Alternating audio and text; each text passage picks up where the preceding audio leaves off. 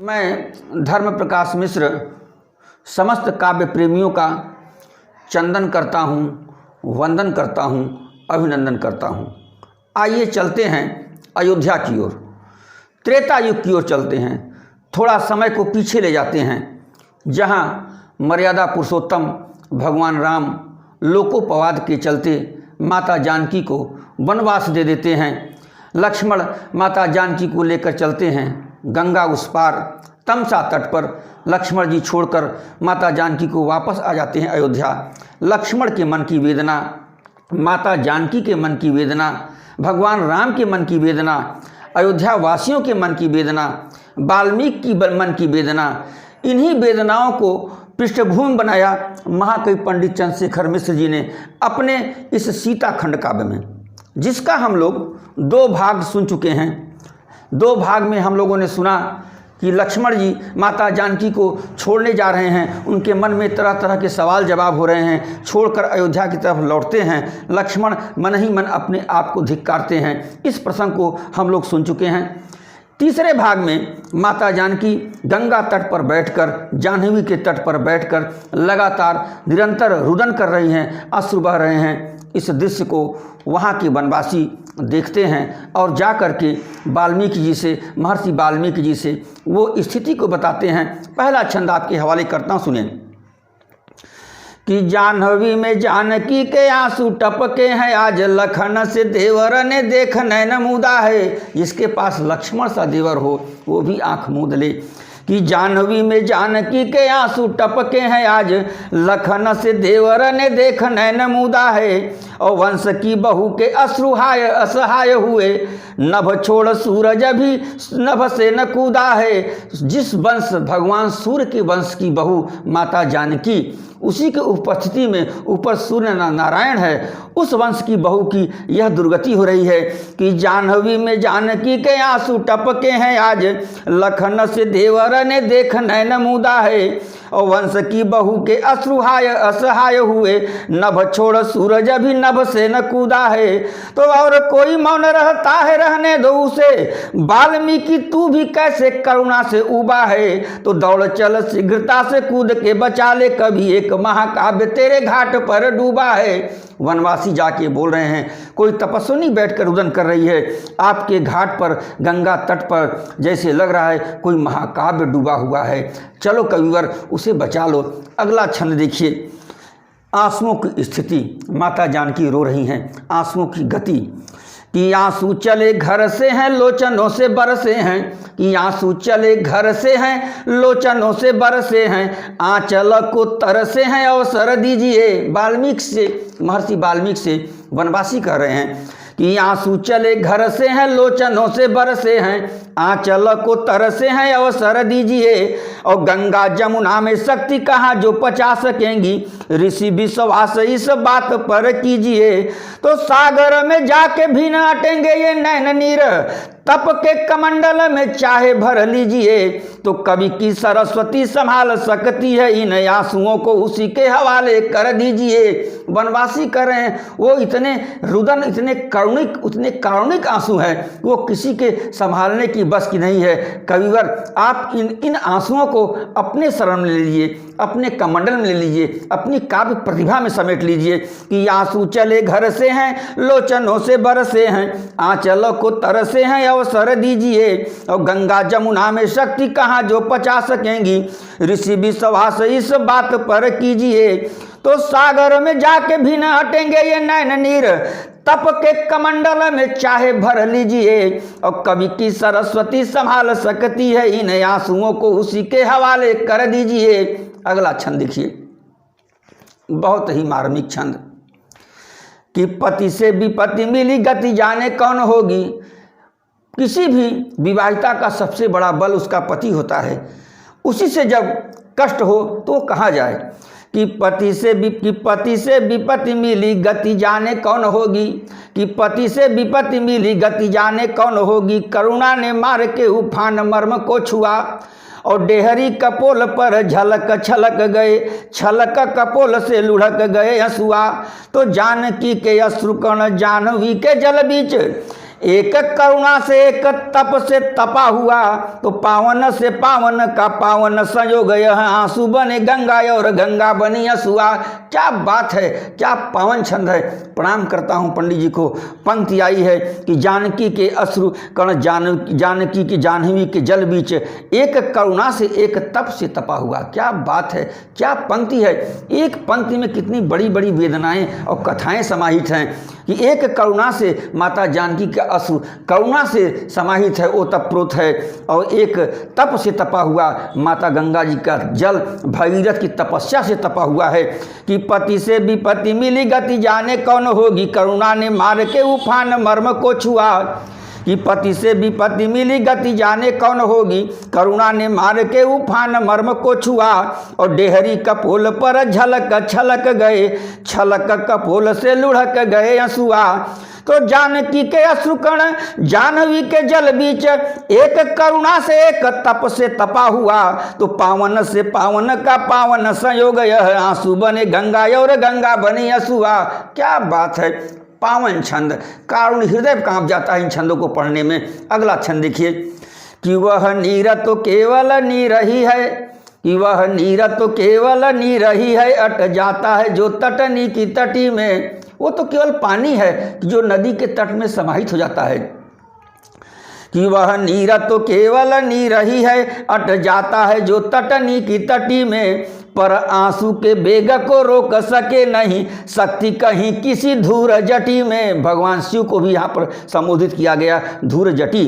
कि वह नीर तो केवल नीर वह नीर तो केवल नी रही है, अट जाता है जो तटनी की तटी में। पर आंसू के बेग को रोक सके नहीं, शक्ति कहीं किसी धूर जटी में। तो अब भी सिया की अखिया दुखिया झरती चली जा रही भागीरथी में। तो अब भी सिया की अखिया दुखिया झरती चली जा रही भागीरथी में। तो कुछ कीजिए नाथ करार स्वयं, बिन बाढ़ के हैं बहराते नदी में।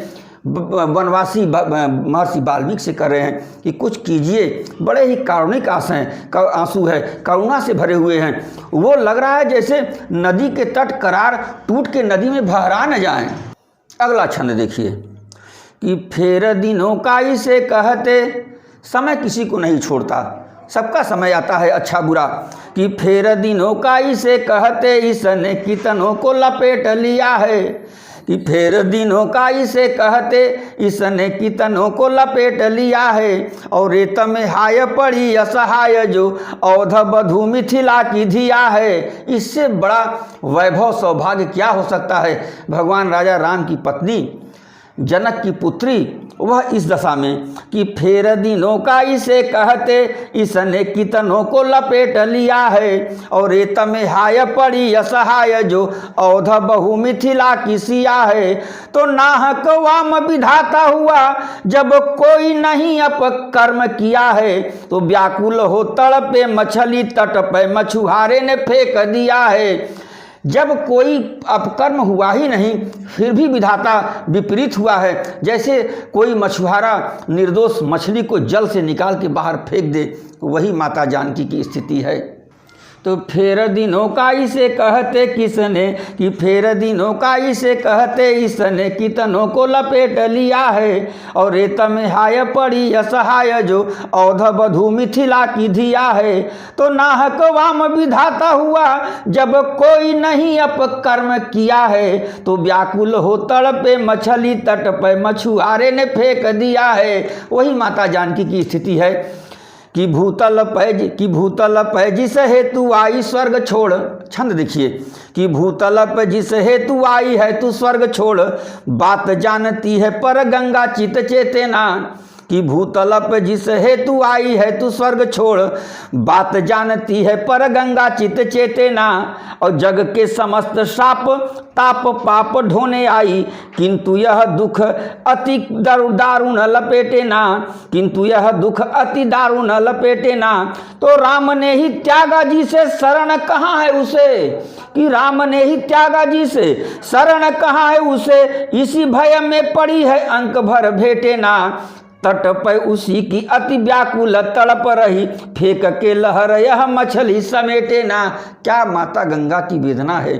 पंक्ति है कि राम ने ही त्यागा जी से, शरण कहाँ है उसे। माता जानकी भी गंगा जी को ढांढस नहीं बधा पा रही हैं। बहुत ही व्याकुलता भरा छंद कि भूतल में जिस हेतु आई है तू स्वर्ग छोड़, बात जानती है पर गंगा चित चेते ना। और जग के समस्त साप ताप पाप ढोने आई, किंतु यह दुख अति दारुण लपेटे ना।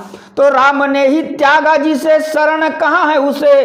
इसी भांति इसी भय में पड़ी है अंक भर भेटे ना। तो तट पे उसी के अति व्याकुल तड़प रही, फेंक के लहर यह मछली समेटे ना। अगला छंद देखिए, बहुत ही अद्भुत छंद कि जाह्नवी ने कहा होगा सिया। माता जानकी भी उस समय माता जानकी के मन में क्या भाव उठा होगा, वो माता जानकी से क्या कही होगी माता गंगा कि जाह्नवी ने कहा होगा सिया, जाह्नवी माँ गंगा कि जाह्नवी ने कहा होगा सिया, जग ने हमको पहचाना नहीं है। कि जाह्नवी ने कहा होगा सिया, जग ने हमको पहचाना नहीं है। और तेरे लिए धरती अब है, माता जानकी धरती में समा गई थी। कि जाह्नवी ने कहा होगा सिया, जग ने हमको पहचाना नहीं है। और तेरे लिए धरती अब है, मुझे सागर छोड़ ठिकाना नहीं है। कि तेरे लिए धरती अब है, मुझे सागर छोड़ ठिकाना नहीं है। तो लो फिर लौट के आ गई वापस, ये सुनना हमें ताना नहीं है। कि लो फिर लौट के आ गई वापस, ये सुनना हमें ताना नहीं है। तो ना तुम लौट अयोध्या को जाना, मुझे भी हिमालय जाना नहीं है। क्या बात है माता जानकी का। नारी के हृदय की प्रतिकार को देखिए। माँ जानकी, माता गंगा भी दुखी हैं और माता जानकी भी दुखी हैं। अद्भुत छंद। आइए पुनः श्रवण करते हैं पंडित जी को प्रणाम करते हुए। कि जाह्नवी ने कहा होगा सिया, जग ने हमको पहचाना नहीं है। कि जाह्नवी ने कहा होगा सिया, जग ने हमको पहचाना नहीं है। और तेरे लिए धरती अब है, मुझे सागर छोड़ ठिकाना नहीं है। तो लो फिर लौट के आ गई वापस, ये सुनना हमें ताना नहीं है। तो ना तुम लौट अयोध्या में जाना, मुझे भी हिमालय जाना नहीं है। क्या बात है। अगले छंद की तरफ चलते हैं। सीता जी के आंसुओं की स्थिति। माता जानकी रुदन कर रही हैं, आंसू में काजल मिले हुए, टेढ़ी मेढ़ी मौन पंक्तियां बनी हुई है गालों पर। यह दृश्य वनवासी जाकर के वाल्मीकि से कह रहे हैं। छंद सुनिए कि बहकर काजल कपोल, बहकर काजल कपोलो पर सूख रहे। कि बहकर काजल कपोलो पर सूख रहे, टेढ़ी मेढ़ी मौन पंक्तियां हैं, स्वर दीजिए। वनवासी वाल्मीकि से कर रहे हैं कि बहकर काजल कपोलो पर सूख रहे, टेढ़ी मेढ़ी मौन पंक्तियां हैं, स्वर दीजिए। और व्याकरण कौन किस भाषा का प्रयोग हुआ, रस छंद भाव भी पृथक कर दीजिए। तो चातक चकोर चक्रवाक देख लौट गए, क्रौंचिनी रुकी है पूछ कर पढ़ लीजिए। तो आंसुओं की लिपि है न बाँच कोई पा रहा है, कविवर आप अनुवाद कर दीजिए।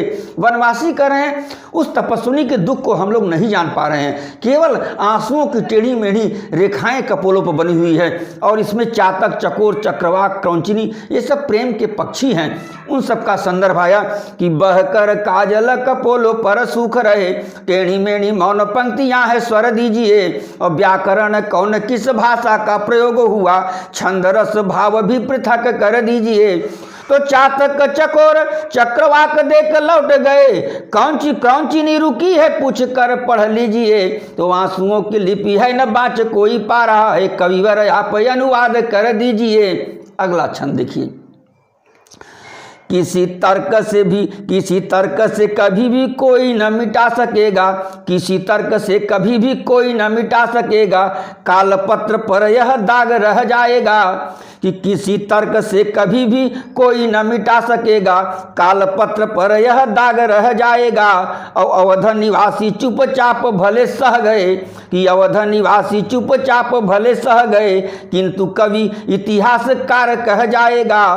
तो जिस यश हेतु हेतु यह घोर अपकर्म हुआ, कि जिस यश हेतु यह घोर अपकर्म हुआ, यश क्या सुयश का पहाड़ ढह जाएगा, तो कोई नहीं रोकता है हान हाय इन आंसुओं में, राम भी बहेंगे राम राज्य बह जाएगा।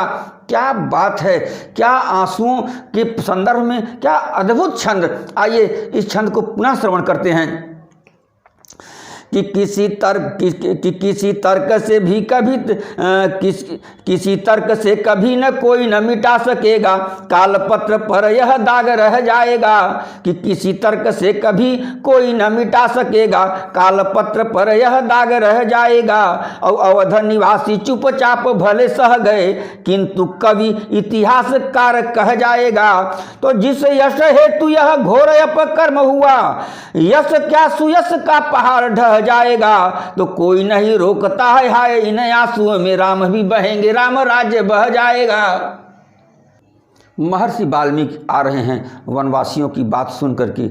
महर्षि वाल्मीकि माता जानकी को दूर से ही देखकर उनके मन में एक भाव उठता है। छंद देखिए कि भाव उठे कवि के मन में, जिस भांति विदेह का नेह सिया में, कि भाव उठे कवि के मन में, जिस भांति विदेह का नेह सिया में, और अग्नि परीक्षिता के प्रति क्यों दुर्भाव जगे हैं पिया के हिया में। तो वैसे तो राम ने त्यागा जिसे, उसको कहीं ठौर नहीं दुनिया में, किंतु जो होगा सो हो, अब तो बिटिया रहेगी अपनी कुटिया में। माता जानकी को देखते ही वाल्मीकि यह निर्णय ले लेते हैं, चाहे जो मन सो हो, चाहे विधि बाम ही क्यों न हो जाए, यह बिटिया मेरी कुटिया में रहेगी। आइए अगला छंद वाल्मीकि आ रहे हैं। वाल्मीकि महर्षि वाल्मीकि के स्वरूप को देखिए, अद्भुत छंद। इस छंद को पढ़ने के पूर्व ही हृदय में भाव उठ रहा है कि मिश्र जी को थोड़ा प्रणाम कर लिया जाए। पावन छंद वाल्मीकि का स्वरूप कि हिमसी जटाएं बाहु गंगा जमुना विशाल, कि हिमसी जटाएं बाहु गंगा जमुना विशाल, बहती सरस्वती ललाट की लकीर में। वाल्मीकि का स्वरूप कि हिमसी जटाएं बाहु गंगा जमुना विशाल, बहती सरस्वती ललाट की लकीर में। और दीप्त ब्रह्मचर्य ब्रह्म ज्ञान योग ध्यान आदि कवि बन जाने का सुयश तकदीर में, कि दीप्त ब्रह्मचर्य ब्रह्म ज्ञान योग ध्यान आदि कवि बन जाने का सुयश तकदीर में। तो सिंह ने बिलो का कोई तप पर आय, देहधारी बन आ रहा है तापसों की भीड़ में। तो दशरथ जनक जटायु का मिला जुला स्वरूप दिखलाई पड़ा एक ही शरीर में। क्या बात है, क्या अद्भुत छंद है। इसमें पंक्ति आई कि दशरथ जनक जटायु का मिला जुला स्वरूप दिखलाई पड़ा एक ही शरीर में। माता जानकी ने पिता का स्थान तीन ही व्यक्ति को दिया।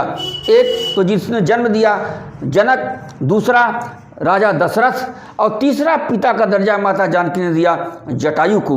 वही पंक्ति आई है कि दशरथ जनक जटायु का मिला जुला स्वरूप दिखलाई पड़ा एक ही शरीर में। जैसे कोई तीनों अभिभावक मिल करके एक शरीर में दिखाई दे रहे हैं, ऐसा माता जानकी को अनुभूति हुई। आइए इस छंद का पुनः श्रवण करके आगे बढ़ते हैं कि हिमसी जटाएं बाहु गंगा जमुना विशाल, बहती सरस्वती ललाट की लकीर में।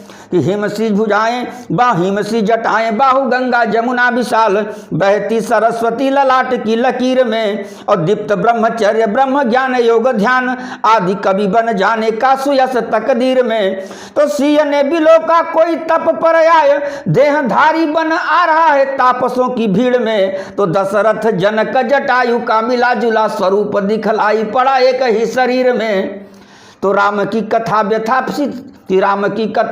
सिया की यह कसमस, कि राम की कथा व्यथा सिया की यह कसमस, करती है कवि के हृदय से बह जाने को। वाल्मीकि जी के हृदय की उस समय स्थिति क्या है कि राम की कथा व्यथा सिया की यह कसमस, कहती है कवि के हृदय से बह जाने को। और खंड खंड का नहीं समूचे वन प्रांतर का, मन हुआ करुणा में उब डूब जाने को।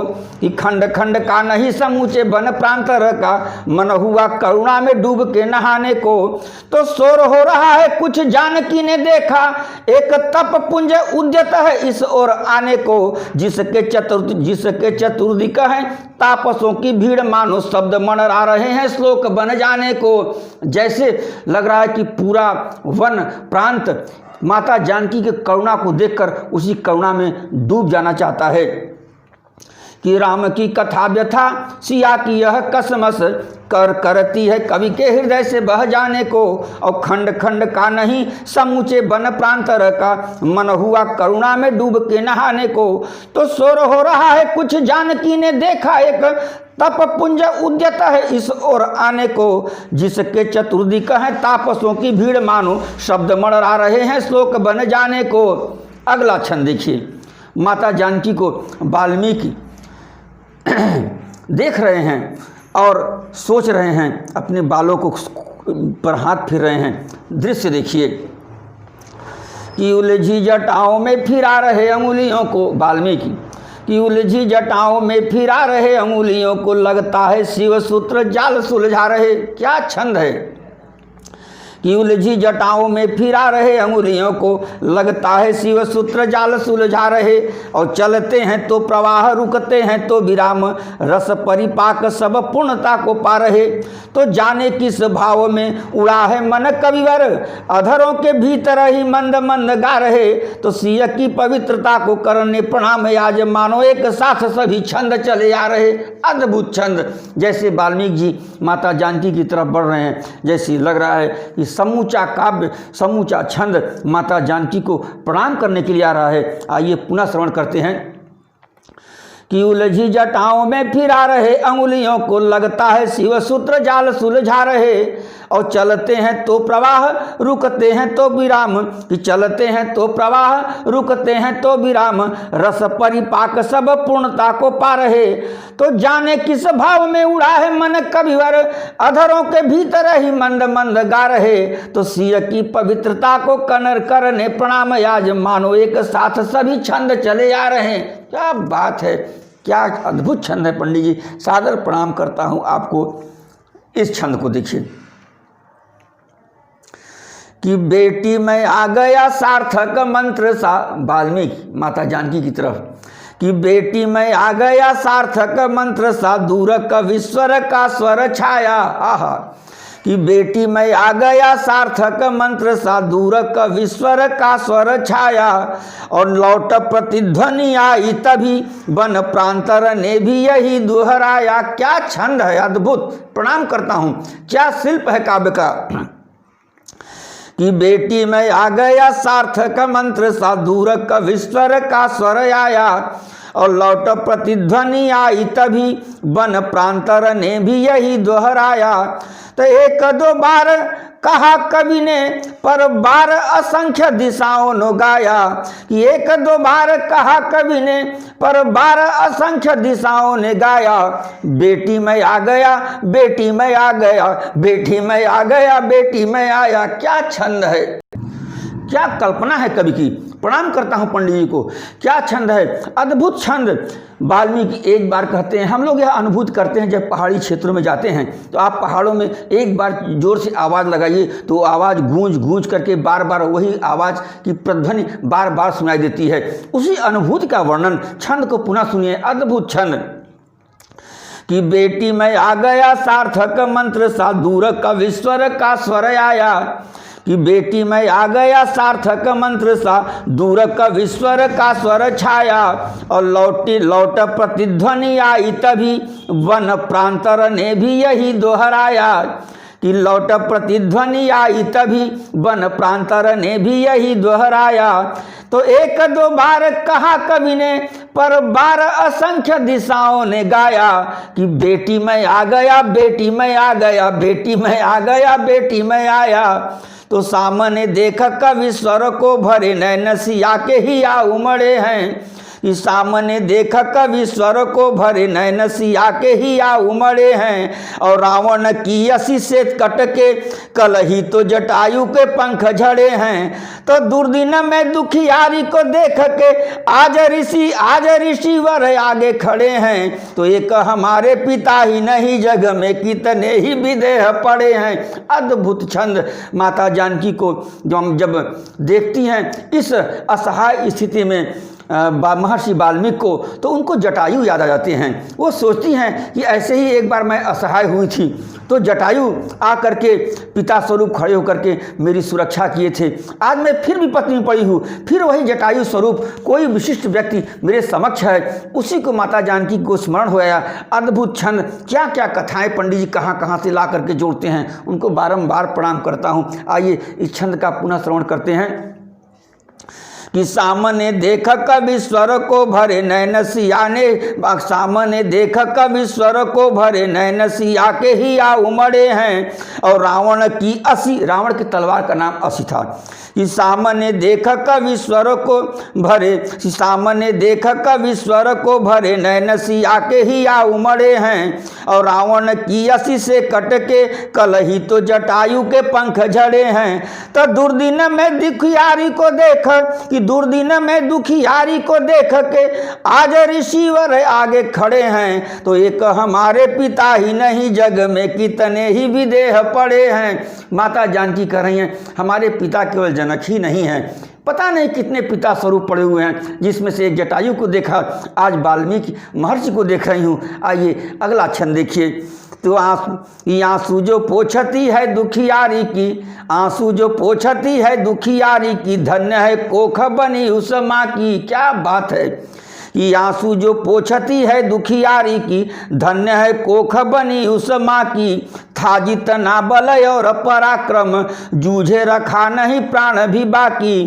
तो राम की भी परवाह नहीं इन्हें, वेदता वेदना है दुखिया की। तो आ रहे हैं ऋषि देख के सिय को, आ गई याद जटायु चचा की। माता जानकी को वही दृश्य याद आ गया जो अभी मैं कहा कि जब रावण माता जानकी को लेके जा रहा था, तो जानता था जटायु कि रावण बहुत ही सामर्थ्यवान है, लेकिन फिर भी जटायु चचा जो है कि रावण से युद्ध करके जूझ गए थे।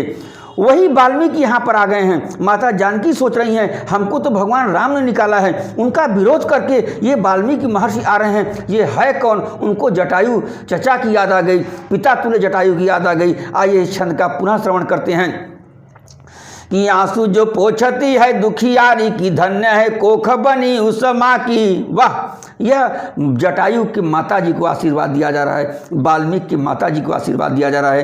कि आंसू जो पोछती है दुखियारी की, धन्य है कोख बनी उस माँ की। और था जितना बल और पराक्रम, जूझे रखा नहीं प्राण भी बाकी।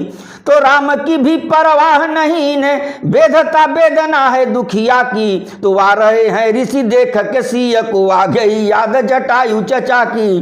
तो आश्रम देगा न कोई उसे, कि आश्रय देगा कोई न उसे, जिसको श्री राम ने है दुत्कारा। भगवान राम जिसको छोड़ दे उसको कौन आश्रय देगा। कि आश्रय देगा न कोई उसे, जिसको श्री राम ने है दुत्कारा। पयुष की कुछ बात ही और, जो जग का जिसका और जग है सब सारा। कि आश्रय देगा न कोई उसे, जिसको श्री राम ने है दुत्कारा। पयुष की कुछ बात ही और है, जो जग का जिसका जग सारा। तो आ गए आप कहाँ से ऋषिवर, दुर्दिन में मुझे देने सहारा। तो आशीर्वाद न देता कोई, अब लेता न कोई प्रणाम हमारा। क्या दीनहीन माता जानकी की है। कह रही है महर्षि आप इस समय हमको न कोई प्रणाम कर रहा है, न हमसे कोई आशीर्वाद दे रहा है। ऐसी दुखियारी का सहारा लेने के लिए आप आए हो, बारंबार प्रणाम करता हूँ। अद्भुत छंद। आइए अगले प्रसंग छंद की ओर चलते हैं। वाल्मीकि माता जानकी से कहते हैं अद्भुत छंद कि मेरा यहाँ कुछ भी नहीं है, मेरा यहाँ कुछ भी नहीं है, बिटिया सच पूछो तुम्हारा सभी है। क्या बात है। कोई दीन दुखी हो, जो बेसहारा हो, उसके समक्ष कोई अगर आ जाए और यह धीरज दे कि अरे यार ये सब तुम्हारा है, काहे चिंता करते हो।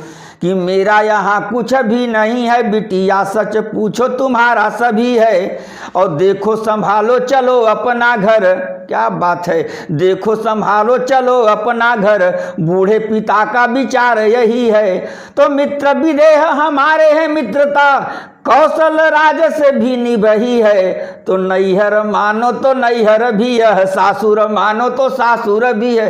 क्या पावन छंद। अद्भुत। माता जानकी वाल्मीकि ऋषि को आश्चर्यचकित नज़र से देख रही हैं और वाल्मीकि क्या धीरज देते हैं। कहते हैं इसको तुम नैहर मारो हमारी कुटिया को, तो ये नैहर भी है तुम्हारा, इस कुटिया को सासुर भी मानो, यह तुम्हारा ससुराल भी है, क्योंकि हमारे मित्र जनक भी हैं, हमारे मित्र दशरथ भी हैं, दोनों हमारे मित्र हैं, तो तुम हमारे कुटिया को नैहर भी मान सकती हो, सासुर भी मान सकती हो। आइए इस छंद का पुनः श्रवण करके इस भाग को यहीं विराम देते हैं कि मेरा यहाँ कुछ भी नहीं भी, तो मेरा यहाँ कुछ भी है नहीं, कि मेरा यहाँ कुछ भी है नहीं, बिटिया सच पूछो तुम्हारा सभी है, और देखो संभालो चलो अपना घर, बूढ़े पिता का विचार यही है।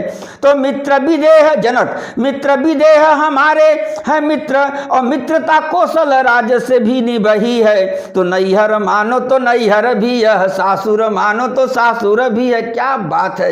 ऐसे छंदों को श्रवण करने से, सुनाने से, सुनने से क्या आत्मा, क्या छंद सृजन है, पढ़ के आत्मा तृप्त हो जाती है। एक बार इस छंद को पढ़ने का पुनः मन कर रहा है कि मेरा यहाँ कुछ भी है नहीं, कि मेरा यहाँ कुछ भी है नहीं, बिटिया सच पूछो तुम्हारा सभी है, और देखो संभालो चलो अपना घर, बूढ़े पिता का विचार यही है। तो मित्र विदेह हमारे हैं, मित्रता कौशल राज से भी निभही है, तो नैहर मानो तो नैहर भी है, सासुर मानो तो सासुर भी है। जैसे कोई अद्भुत रमणीक और सुरम्य भाव स्थल को आप देख ले तो उसको बारंबार देखने का मन करता है। इस पावन छंद को मैं 2 बार पढ़ा, हमें संतोष नहीं हुआ, मैंने सोचा एक बार और पढ़ लेना चाहिए। उसी मोह में मैं इसे आपको 3 बार पढ़ के सुनाया और आप लोगों ने सुना। बहुत बहुत धन्यवाद। इस भाग को यही मैं विराम देता हूँ। और फिर वही निवेदन, जैसे मैंने कहा कि कोई मजदूर जब परिश्रम करता है, कोई व्यक्ति जब दौड़ के आता है, उसे प्यास लगती है, भूख लगती है, जो है कि मजदूर अपना परिश्रम चाहता है, उसी तरह पारिश्रमिक स्वरूप मैं आप लोगों से निवेदन करता हूं कि आप लोग इस चैनल को सब्सक्राइब कीजिए, शेयर कीजिए, कमेंट कीजिए, ताकि पंडित जी को भी लगे कि रचना सार्थकता पूर्वक आज भी सुनी जा रही है और मेरी भी हिम्मत बढ़े, मैं भी आप तक इनके तमाम काव्यों को मैं आप तक पहुंचाता रहूं। हमारे कुछ कवि मित्रों ने निवेदन किया कि धर्म प्रकाश जी, आपने हनुमान खंड काव्य का भोजपुरी में बहुत बढ़िया सृजन किया है, उसको भी हम लोगों को सुनाइए, उसको भी यूट्यूब पर अपलोड कीजिए। तो मित्रों, मैं अपने हनुमान खंड काव्य को भी जो मैंने लिखा है उसको भी मैं आप तक पहुंचाऊंगा। पहले पिताजी की सेवा कर लूँ। बारंबार पिताजी के चरणों में प्रणाम करता हूं, आप लोगों को प्रणाम करता हूं। इसी तरह आशीर्वाद देते रहिए। धन्यवाद।